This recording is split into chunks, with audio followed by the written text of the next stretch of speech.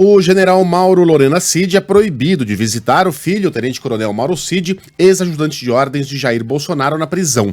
A decisão é do ministro do Supremo Tribunal Federal, Alexandre de Moraes, e foi tomada depois que os dois passaram a ser investigados no caso das joias negociadas no exterior, entre elas aquele Rolex recebido por Bolsonaro de autoridades da Arábia Saudita, que foi vendido e depois recomprado por Frederic Vassef nos Estados Unidos. Bom, o relógio foi devolvido no início do ano depois de uma decisão do Tribunal de Contas da União, que entendeu que o item não poderia ter sido lançado no acervo privado do ex-presidente. Para o TCU, a peça não poderia ser classificada como de natureza personalíssima, como a gente já explicou aqui algumas vezes. O ex-presidente nega, no entanto, que tenha mandado o ex-ajudante de ordens vender as joias e diz que ele tinha autonomia.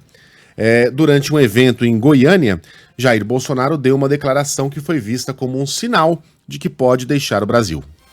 Sei dos riscos que corro em solo brasileiro, mas não podemos ceder, porque a luta por democracia, a luta por liberdade, ela vale mais que a nossa própria vida.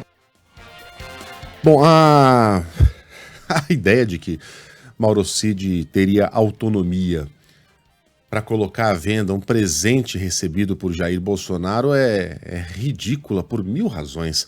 A primeira é que o presente não é de Bolsonaro, é do Estado brasileiro. Sendo de Bolsonaro, vamos dizer que esse era o entendimento no gabinete, Sheila. Não, aqui o entendimento é de que esse relógio pertence ao presidente. Ah, então é assim que funciona a relação entre Bolsonaro e Mauro Cid? Ele tem autonomia para vender qualquer coisa que pertence ao presidente? Ele pode vender, por exemplo, os ternos de Bolsonaro? Ele pode vender o carro de Bolsonaro? Sem consultar o presidente? Ele pode vender o quê? As camisas de time de futebol falsificadas de Bolsonaro? Ele tem autonomia para isso? É esse o entendimento do que significa o trabalho de um ajudante de ordens? É óbvio que não. Em relação a natureza personalíssima, a gente já cansou de tratar aqui, e sobre essa pista de Bolsonaro de que ele poderia deixar o Brasil, a gente vai tratar na sequência. Primeiro, só o finzinho do texto aqui, a fala do presidente pode acelerar uma decisão do Supremo Tribunal Federal sobre uma possível apreensão do passaporte dele. O pedido foi feito por integrantes da CPMI dos atos de 8 de janeiro e encaminhado ao ministro Alexandre de Moraes. Tem muita gente que está na expectativa de uma prisão iminente de Jair Bolsonaro, uma prisão preventiva, etc., e a gente tem dito aqui que isso vale mais para conversa de rede social e de boteco do que para os fatos de verdade, né? Porque uma prisão preventiva precisa ter razões para acontecer. Mesmo que Mauro Cid eventualmente diga publicamente que sim, ele fez tudo o que fez por ordem de Jair Bolsonaro, que Mauro Lorena Cid confirme a tese, que Frederic Vassef conte logo quem deu as ordens para que ele fosse aos Estados Unidos retomar aquele relógio Rolex, mesmo que a gente descubra qual foi o destino do relógio Patek Philippe, descubra que foi por ordem do presidente, que ele eventualmente foi vendido e escondido em algum lugar, mesmo que Bolsonaro acumule uma dúzia de batons na cueca, ainda assim, não necessariamente isso seria o suficiente para justificar uma prisão preventiva.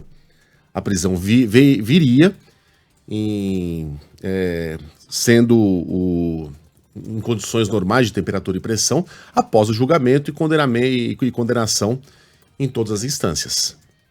O que a gente precisa para que haja uma prisão preventiva? Especialmente uma prisão que tem que ser decretada com muito cuidado, por se tratar de um personagem importante, um ex-presidente, o risco de convulsão social, tudo isso é levado em conta pelo ministro ou pelo juiz no momento de assinar uma ordem como essas. O risco de fuga, a evidência de que o réu estaria tentando apagar provas ou interferir de alguma maneira no processo por vários meios, entre eles a coação a outros envolvidos no caso. Até a semana passada, a gente podia afirmar com alguma segurança que a prisão preventiva não estava no horizonte, porque nada disso parecia um risco real. Só que agora Bolsonaro, de livre e espontânea vontade, sem ser consultado, diz em voz alta que corre risco no Brasil, sugerindo, portanto, que só estaria em segurança em algum país estrangeiro.